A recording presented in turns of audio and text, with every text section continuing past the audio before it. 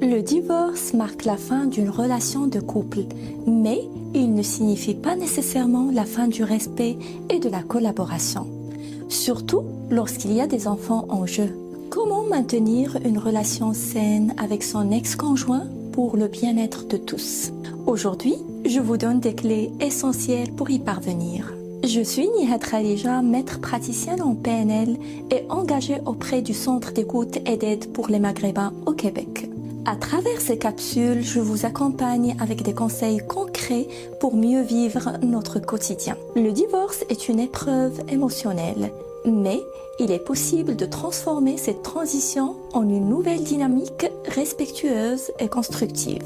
Il existe 3 piliers fondamentaux pour préserver une bonne relation après une séparation. La communication, la gestion des émotions et la coparentalité bienveillante. Premier pilier, une communication respectueuse. Il est essentiel d'adopter une communication basée sur la clarté et le respect.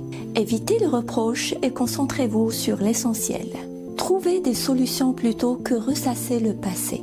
Un bon exercice est d'échanger uniquement par écrit pour éviter les malentendus et garder une trace des accords pris.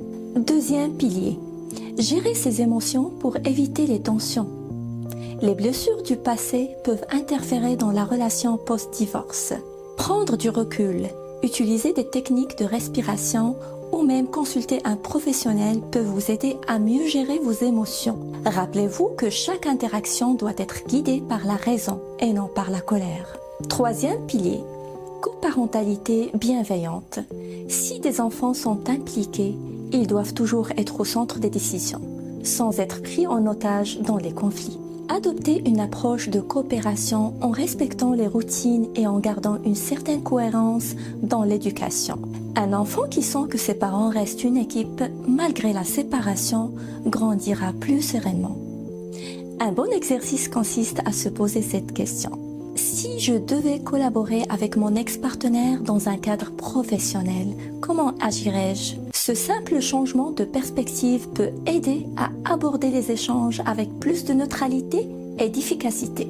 Le divorce est un nouveau départ et non une guerre à mener.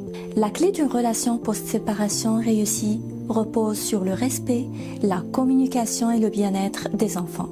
En appliquant ces principes, vous transformerez cette transition en une opportunité de renouveau et d'apaisement. Si vous traversez cette étape ou vous connaissez quelqu'un dans cette situation, partagez ces conseils. Laissez-moi vos questions en commentaire et abonnez-vous pour découvrir le prochain épisode où nous parlerons de la meilleure façon d'annoncer un divorce aux enfants.